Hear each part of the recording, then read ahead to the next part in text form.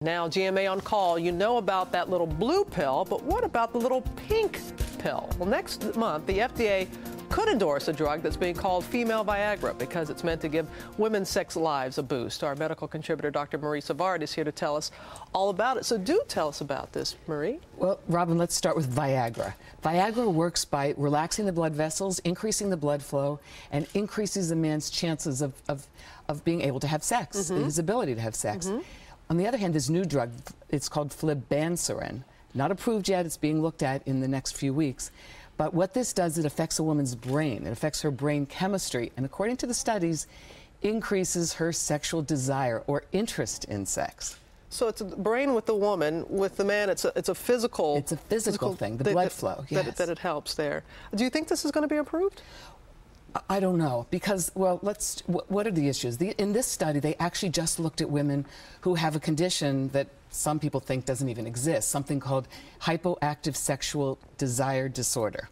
And actually, I think there are a number of women out there, it's estimated around 10% of women, who really have a problem with libido, and it bothers them. That means they don't have a physical condition, they don't have hormone-related issues or depression, and they studied those women. And they did find that it actually increased their sexual desire. Right, from 2.7 to 4.5 per month. That was the difference that we saw with the study. That's right. Now, does that sound like much? I read it, I'm thinking, 2 more episodes a month, does that matter?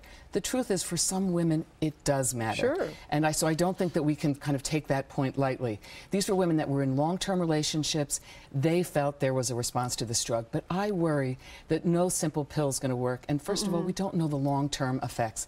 It takes 4 weeks to work, so it's not an aphrodisiac, let's say. Right. And it also they only studied for up to 6 months. So I think we need to sort of stay tuned on this drug. Maybe for a small percentage of women, this might make sense. And also, this study was dealing with women that were pre-menopausal, before menopause, not post. That's right. In fact, there are a number of conditions that women go through as we get older that can influence our sex lives. I mean, the truth is, we're pretty complicated, and there are a lot of factors. So let's start with just hormones, for example.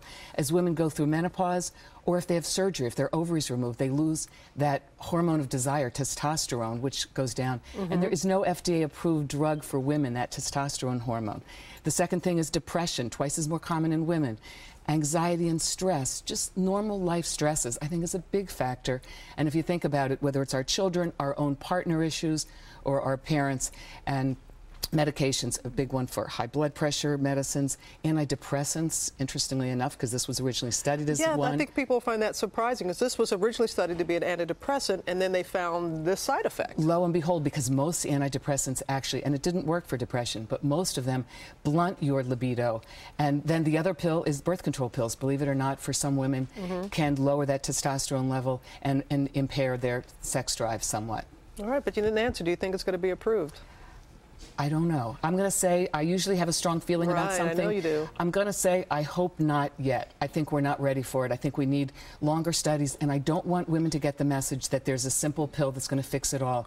I think we need to have a conversation. I'm so excited about the fact that we're talking about sex drive in women, but I don't think the answer is just a simple pill. I was going to say, this is the great thing about it, because normally we would not have had this conversation, and it is one that needs to be had, don't you think? Yes, it is. It affects every woman in one way or another, and it's a very personal issue as well. It is. All right. Thanks for discussing it with us, Marie. We'll keep an eye on this. We appreciate it very much. And you can find out more about this drug at our website, abcnews.com.